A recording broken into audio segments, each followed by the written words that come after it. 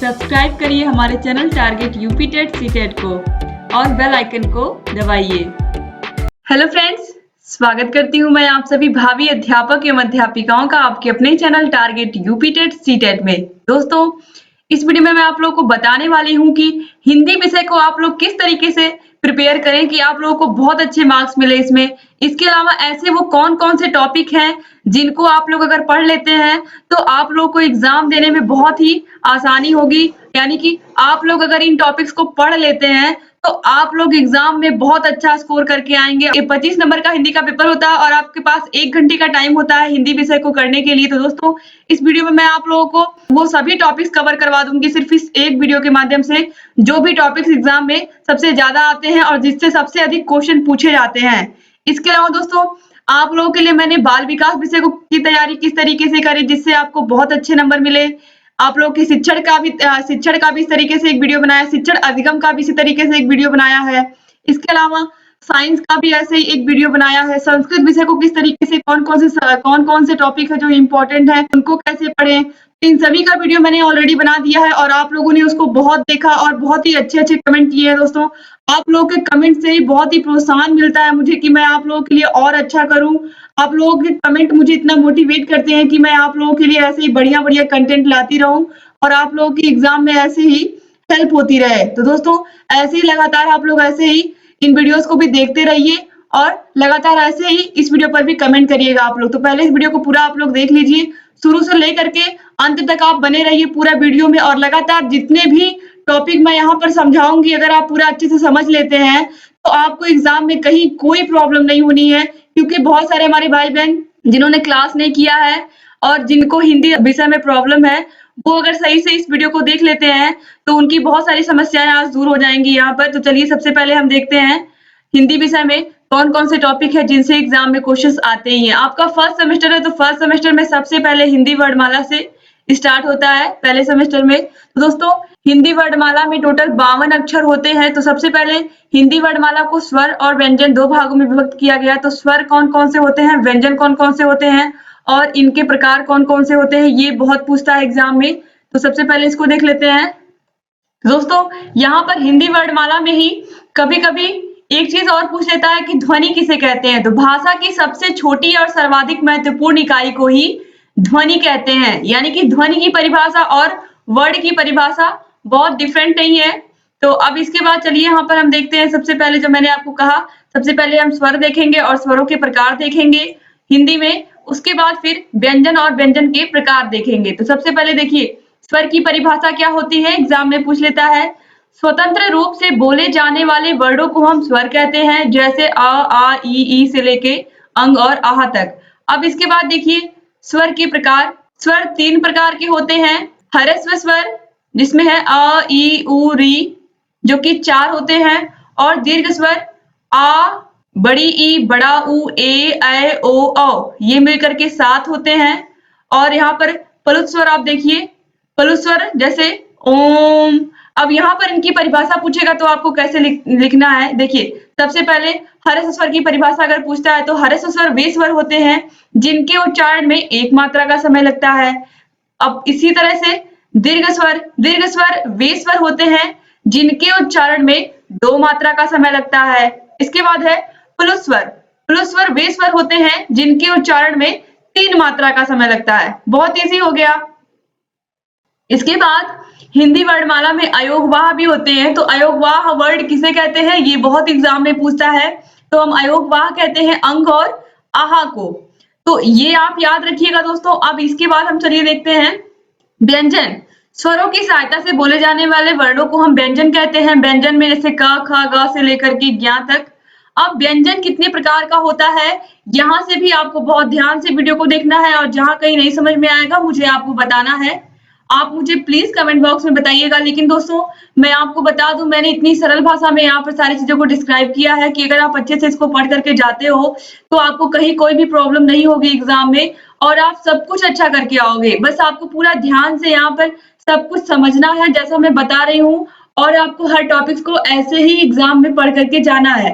तो चलिए दोस्तों, अब देखते हैं यहाँ पर। देखिए, व्यंजन के प्रकार। व्यंजन जो होते हैं वो होते हैं 4 प्रकार के। सबसे पहला होता है अस्पर्शी व्यंजन। अस्पर्शी व्यंजन में अस्पर्शी वर्ण आते हैं, यानी कि क वर्ग। क वर्ग का मतलब है क, ख, ग, घ, अंग। फिर च वर्ग च, छ, ज, झ, ञ।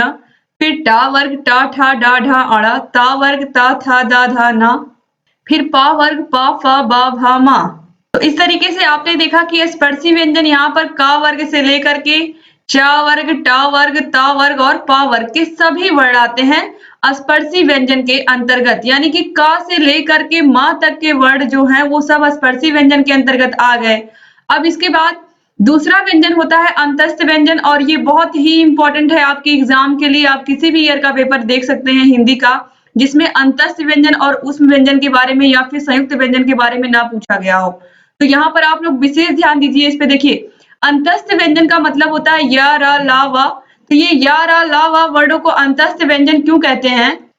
इन वर्णों के उच्चारण में जो जीभ है वो कहीं भी मुख के किसी भी भाग को स्पर्श नहीं करती, यानी कि जो जीभ है इन वर्णों को बोलने में य, र, ल, व को जीभ मुख के किसी भी भाग को स्पर्श नहीं करती है इन वर्णों के उच्चारण में, इसीलिए इनको हम अंतस्थ व्यंजन कहते हैं, यानी कि ये व्यंजन अंदर से निकलते हैं और ये बिना रगड़ खाए ही मुख से बाहर निकल जाते हैं, तो ये कहलाते हैं अंतस्थ व्यंजन।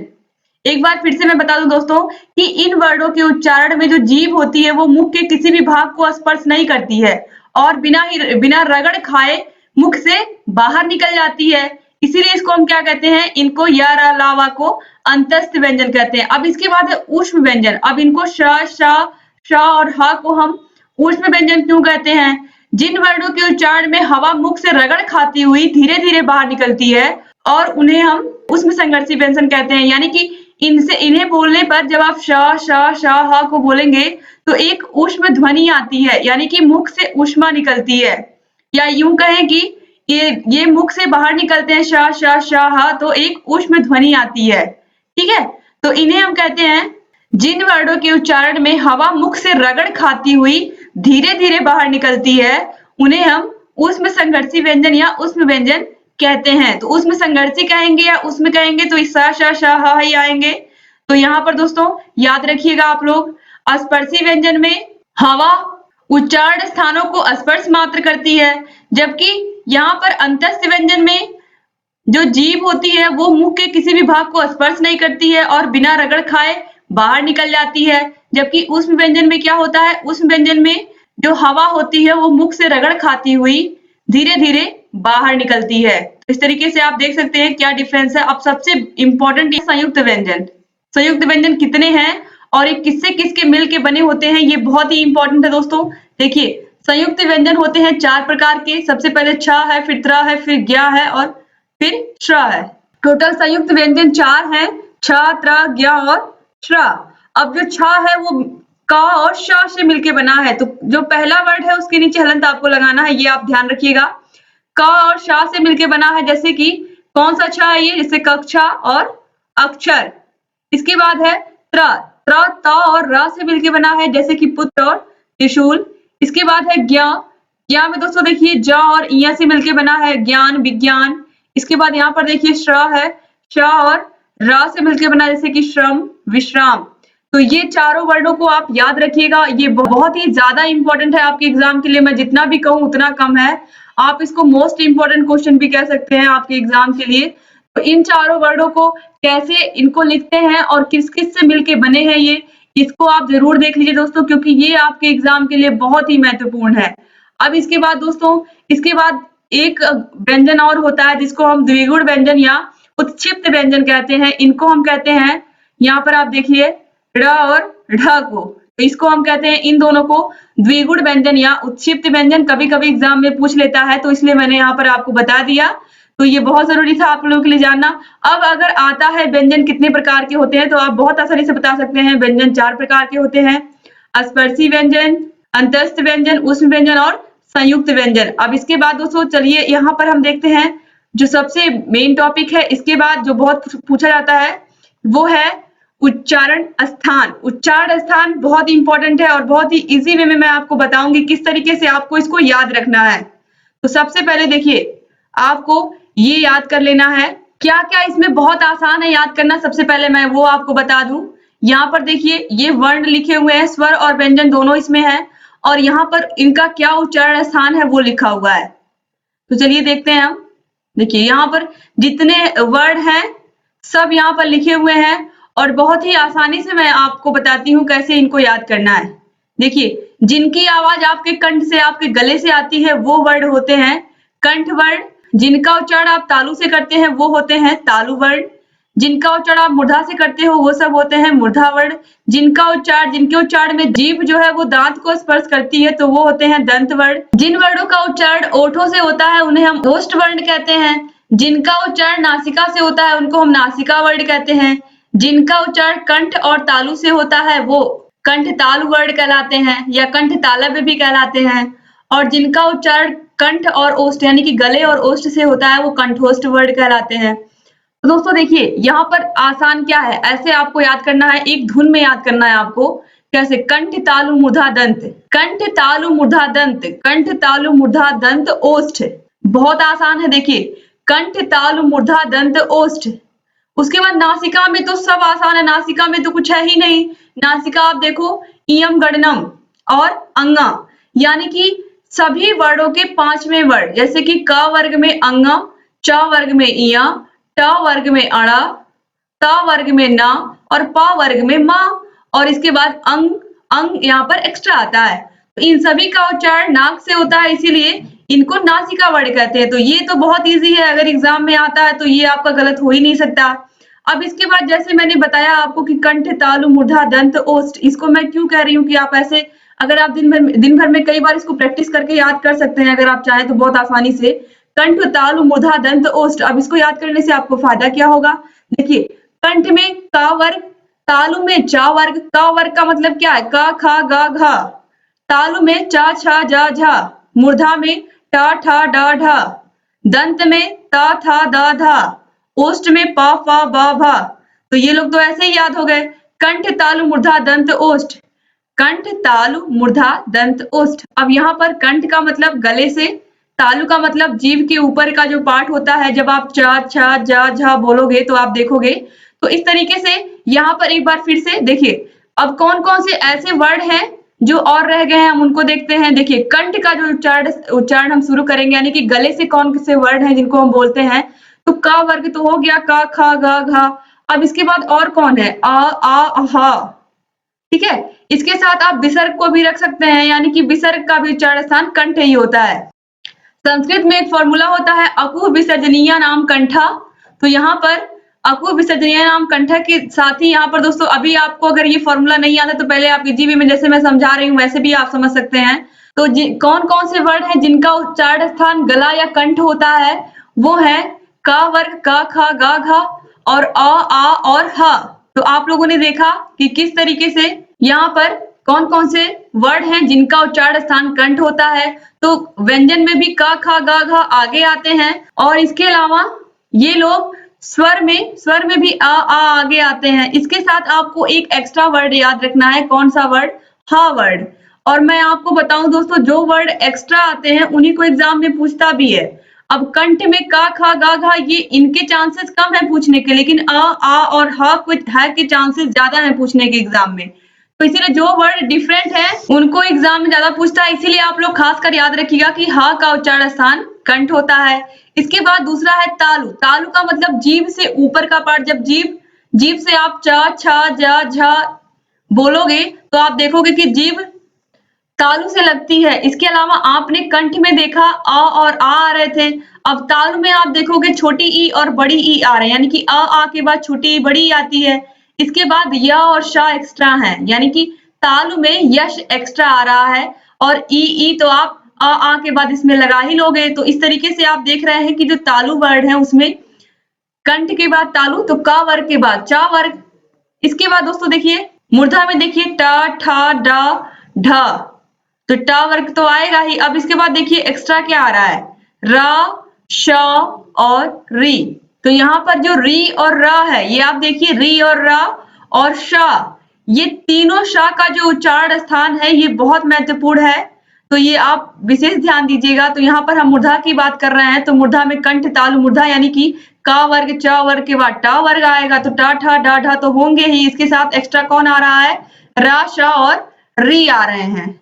ठीक है, अब यहाँ पर दोस्तों इसके बाद हम चलेंगे अब दंत पर। दंत तो बहुत ही आसान है, दंत में बहुत ही इजी है। क्या इजी है, देखिए जैसे मैंने आपको बताया कंठ तालु मूर्धा दंत ओष्ठ, कंठ तालु मूर्धा दंत ओष्ठ आपको ऐसे ही याद करना है और ऐसे ही यहाँ पर सारे वर्ग भी आते जाएंगे।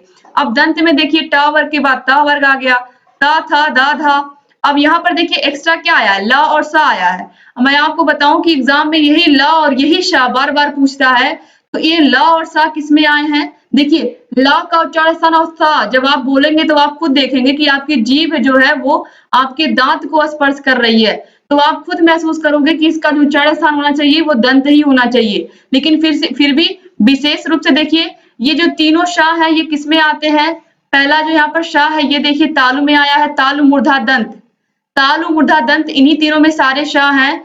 इसके बाद ओष्ठ है, ओष्ठ तो बहुत ही इजी है, इसको तो आप खुद ही महसूस कर सकते हो, बताने की जरूरत ही नहीं है। प फ ब भ उ आप खुद बोल के देखो अपने मुंह से तो आपको खुद पता चल जाएगा कि इनको बोलने में जो उच्चारण स्थान है यानी कि जो इनका उच्चारण स्थान है ओठ क्यों है, क्योंकि आपके ओठों की सहायता से ही इन वर्डों को आप बोलते हो। आप अपने मुंह से भी बोल के एक बार देख सकते हैं। तो यहाँ पर जो छोटा ऊ और बड़ा ऊ है ये इनका भी उच्चारण स्थान क्या होता है, ओठ होता है। और प फ ब भ तो आएगा ही, पांचवा वर्ग है। अब इसके बाद नासिका मैंने आपको सबसे पहले ही बता दिया कि इयम गणनम यानी कि अंगा इय अण न म और अंग, क्योंकि इनका उच्चारण स्थान क्या है, क्योंकि ये उच्चारण नाक से होते हैं तो इसीलिए इनका जो उच्चारण होता है वो नाक से होता है, इसीलिए ये नासिका वर्ण कहे जाते हैं। अब कंठ और तालु, कंठ तालु का मतलब है कि गले का भी प्रयोग होगा और तालु का भी प्रयोग होगा इन वर्डों को बोलने में। तो कौन कौन है, ए और ए, कंठ और तालु दोनों का यूज हो रहा है। और कंठ और ओष्ठ यानी कि गले और ओंठ का प्रयोग ओ और औ को बोलने में हो रहा है। तो ये तो बहुत इजी है, दोनों में कंठ आ रहा है यानी कि गले से दोनों बोले जाएंगे, लेकिन एक में तालु आ रहा है और एक में ओंठ आ रहा है। तो ओ और औ को आप बोल के देखिए, दोनों में आप ओठों से ही उच्चारण स्थान होता है इनका, तो कंठ से तो आवाज आएगी, साथ ही साथ ओठों का भी यूज होता है। इसी तरीके से कंठ और तालु में आपके कंठ और तालु दोनों का यूज होगा बोलने में, तो इसीलिए ये कंठ तालव्य वर्ण और ये कंठोष्ठ वर्ण कहे जाते हैं, ओ और औ। तो इस तरीके से आपने पूरा उच्चारण स्थान देख लिया। अब इसके बाद हम आगे बढ़ते हैं नेक्स्ट टॉपिक पर। उम्मीद करती हूँ कि आपको बहुत अच्छे से समझ में आया होगा ये। अब दोस्तों कुछ क्वेश्चंस एग्जाम में बहुत पूछते हैं आपके हिंदी में, कौन कौन से पूछते हैं, देखिए हिंदी भाषा को लिखते समय सावधानियां और गलतियां, जैसे कि मेनली जो गलती होती है जो छोटे बच्चे प्राथमिक कक्षाओं में करते हैं वो यही करते हैं कि उनको समझ में नहीं आता है कि ये जो था है और या है ये दोनों अलग अलग वर्ड हैं। जैसे था को आपको पूरा इस तरीके से इस पर सिरोरेखा नहीं लगानी है, खाली थोड़ी सी लगानी है और आगे खुला रखना है, लेकिन बच्चे इसमें अंतर नहीं कर पाते हैं, तो ये गलतियां बहुत करते हैं। तो ये सावधानी आपको देखनी पड़ेगी। यहाँ पर दोस्तों मैंने दोनों चीज लिखी है कि लिखते समय सावधानियां क्या क्या बरतनी चाहिए और बच्चे क्या क्या गलतियां करते हैं। तो आपको सावधानियां भी यही देखनी है कि ये बच्चे ये गलती ना कर पाए, और बच्चे गलतियां क्या करते हैं वो भी यही चीज सेम है। तो यहाँ पर एक बार अगर आप समझ लेंगे तो आप दोनों ही क्वेश्चंस के आंसर बहुत आसानी से आप लिख सकेंगे। अगर सावधानियां पूछता है तो भी आप लिख लेंगे, अगर गलतियां पूछता है तो भी आप लिख लेंगे। तो यहाँ पर देखिए था और या है ना, तो था और या ये आपको बता दिया मैंने कि बच्चे इनमें गलतियां करते हैं। तो यहाँ पर सिरोरेखा पूरी नहीं लगाते हैं था में, बस केवल थोड़ी सी लगाते हैं। यहाँ पर ये आगे ये खुला होता है थोड़ा सा, और यहाँ पर य पर पूरा सिरोरेखा होती है। अब इसके बाद देखिए भा और माँ, यहाँ पर भी बच्चे क्या करते हैं, पूरे भा के ऊपर सिरोरेखा खींच देते हैं, तो ये माँ की तरह दिखाई देने लगता है। लेकिन भा क्या होता है, भा और माँ आप सभी लोग जानते हैं कि दोनों अलग अलग वर्ण हैं, तो ये भी बच्चे गलतियां करते हैं, इनसे भी सावधानी बरतनी है। इसके बाद खा को कैसे बनाते हैं, वो लोग रा और वा लिख देते हैं अलग अलग, जबकि आप सभी लोग जानते हैं कि खा और रा वा ये दोनों, ये अगर इस तरीके से लिखेंगे अलग अलग तो ये रा और वा पढ़ा जाएगा, ये खा नहीं पढ़ा जाएगा। तो इस तरीके से ये गलतियां भी करते हैं। इसके अलावा धा को बच्चे घा लिख देते हैं, और भी बहुत सारी गलतियां करते हैं बच्चे, तो इन सब पर आपको विशेष ध्यान देना है। इसके अलावा देखिए यहाँ पर अ लिखा हुआ है, आ ओ औ अंग अह था धा म, इन सभी पर पूरी लकीर नहीं खींचनी है, क्योंकि ये सभी में देखिए ये जितने भी वर्ड हैं ये सब खुले हुए हैं। देखिए चाहे वो छोटा आ हो, पूरी लकीर नहीं खींचनी है। ये सब खुले हुए वर्ड हैं, तो इन सब पर किसी पर भी पूरी लकीर नहीं खींचनी है आपको।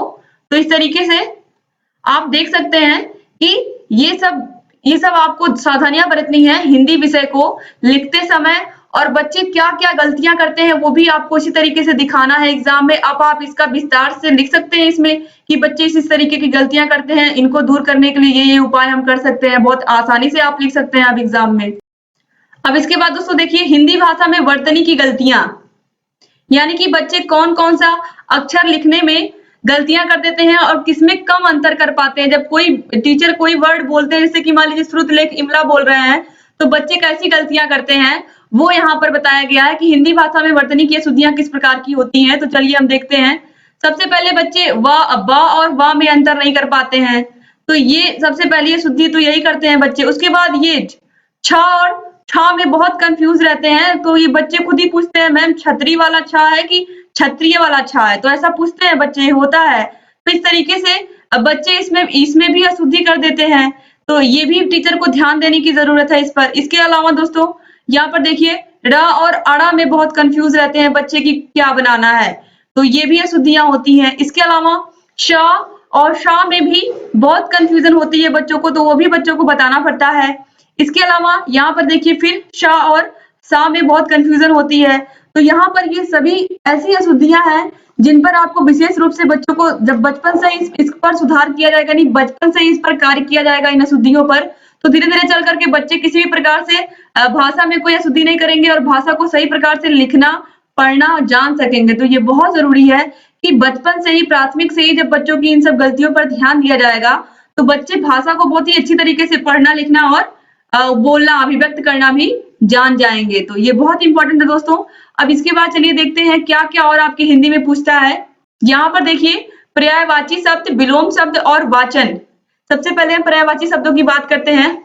आप सभी लोग जानते हैं कि हिंदी में बहुत सारे वर्डों को, यानी कि एक ही शब्द को या एक ही चीज को हम कई नाम से जानते हैं। जैसे कि आकाश को हम अंबर, गगन, नभ, व्योम, आसमान भी कहते हैं। यानी कि हिंदी भाषा में एक ही वर्ड, यानी कि एक ही चीज के लिए कई सारे शब्द होते हैं। जैसे कि पृथ्वी को हम धरा कहते हैं, वसुधा कहते हैं, मही कहते हैं, भूमि कहते हैं, धरती कहते हैं। तो अगर एक ही शब्द के ऐसे भिन्न शब्द जिनके अर्थ एक जैसे होते हैं, वो सभी क्या होते हैं? पर्यायवाची शब्द या समानार्थी शब्द कहे जाते हैं। यानी कि शब्द तो भिन्न-भिन्न होते हैं, लेकिन उनका अर्थ जो होता है वो एक ही होता है। जैसे कि हम कमल को कहते हैं पंकज, इसके अलावा अरविंद कहते हैं।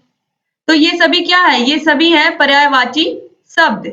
दोस्तों यहाँ पर देखिए पर्यायवाची शब्द आपके एग्जाम में पूछे जाते हैं, जैसे कि असुर का पर्यायवाची हुआ अमृत का, पीयूष, सुधा, व्योम। इसके अलावा जैसा कि मैंने कहा असुर का होता है दानव, धनुज, दैत्य, निशाचर, राक्षस।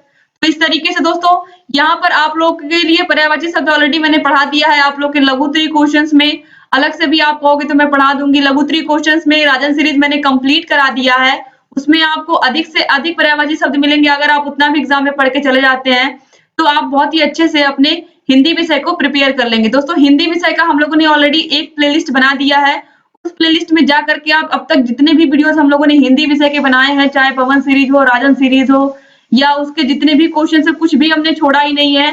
सब कुछ पढ़ा दिया है, सब कुछ समझा दिया है, डिस्क्राइब कर दिया है।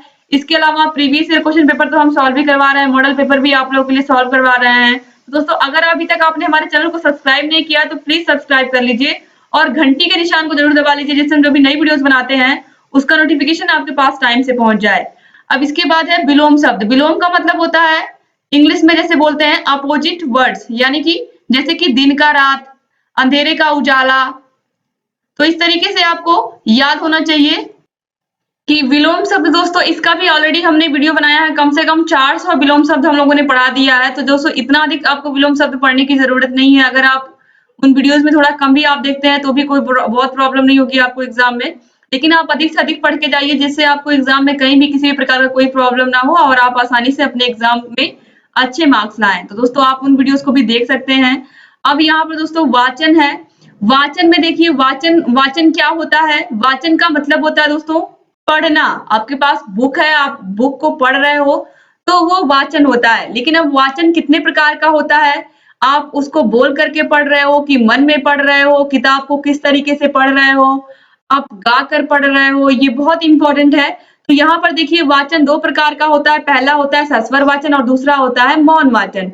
तो सस्वर वाचन का मतलब होता है कि आप बोल-बोल कर कोई चीज़ पढ़ रहे हो। बोल-बोल कर पढ़ने का सबसे अच्छा तरीका है, संस्कृत को जब आप पढ़ते हो तो आप संस्कृत विषय को बोल-बोल कर पढ़ते हो।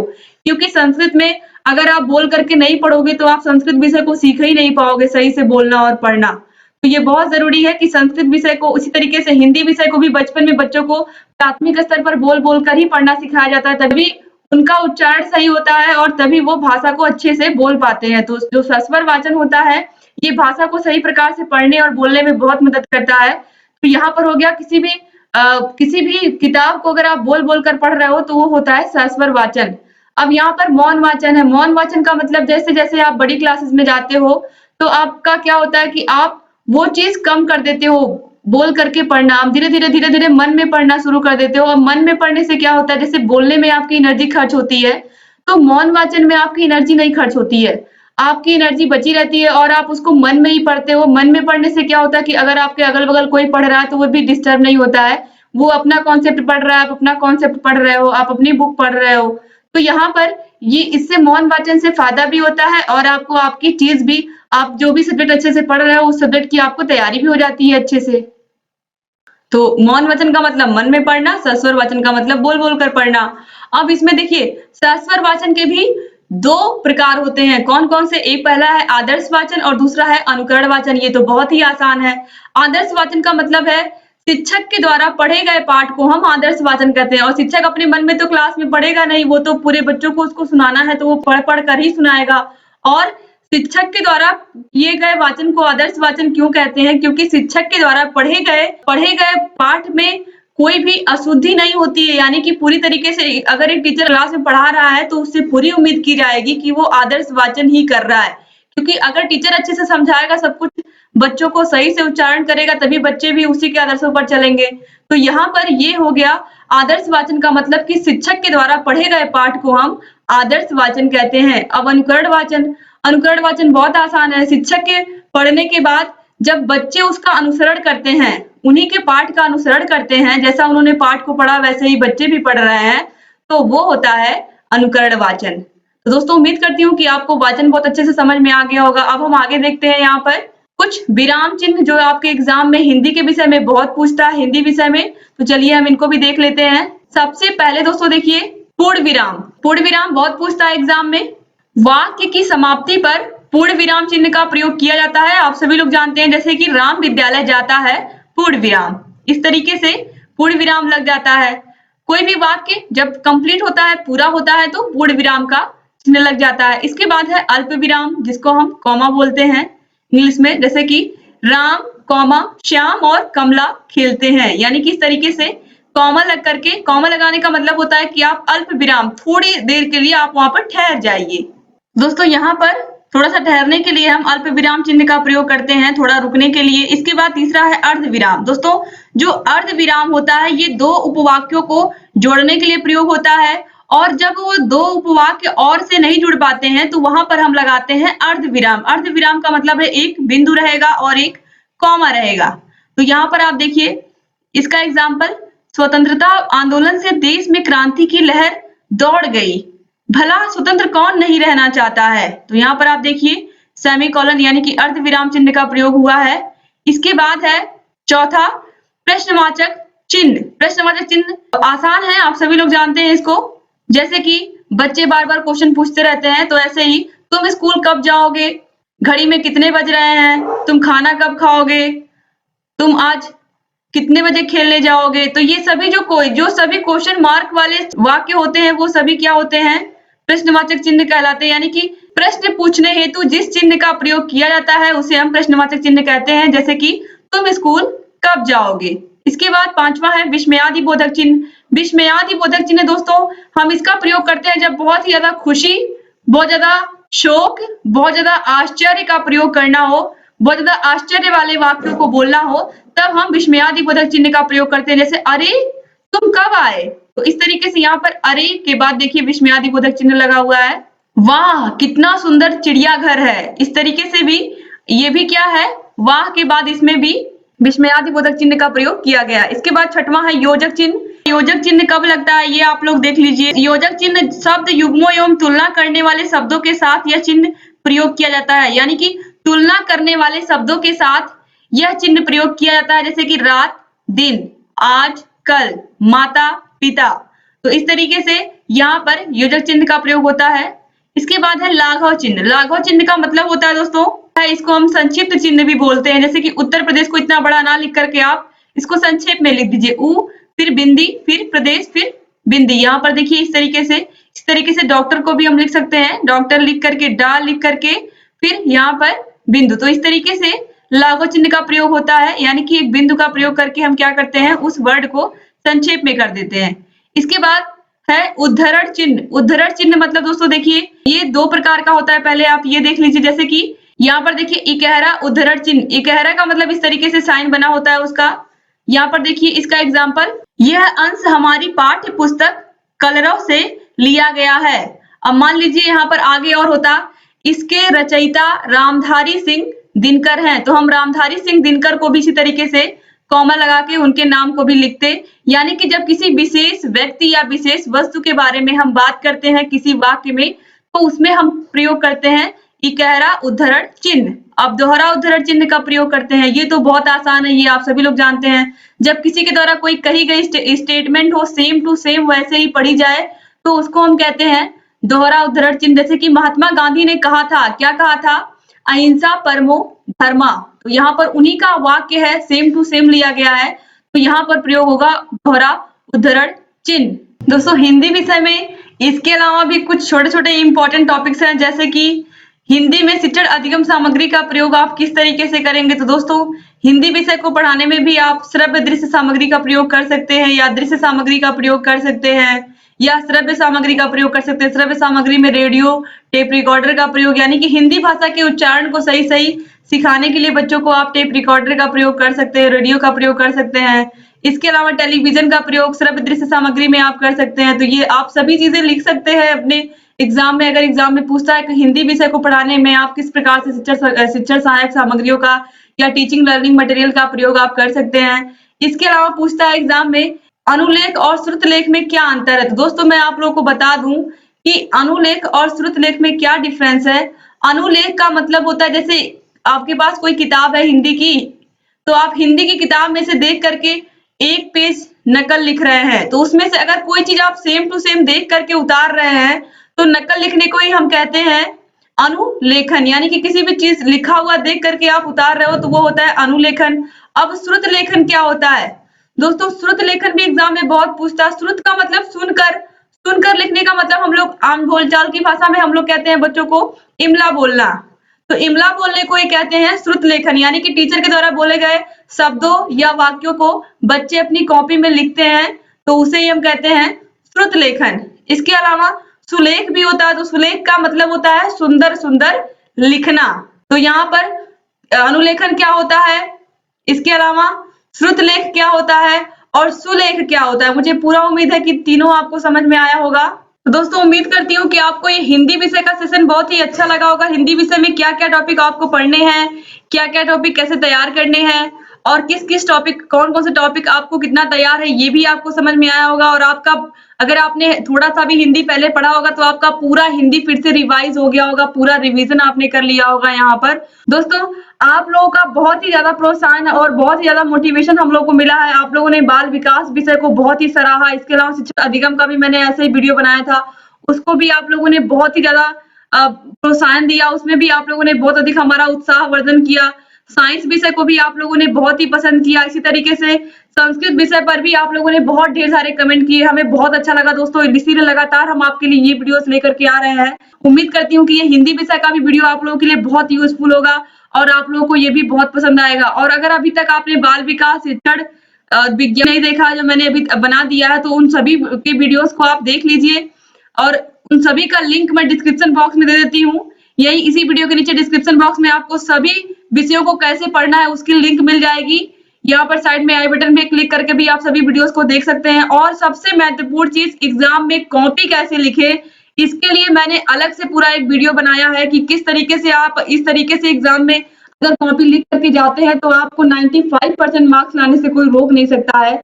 दोस्तों, मैंने कॉपी खुद लिख करके आपको एग्जाम में इस तरीके से दिखाया है कि आपको किस तरीके से एग्जाम में कॉपी लिखनी है। वैसे मैंने लिख करके आपको बताया है कि कैसे आपको लिखना है।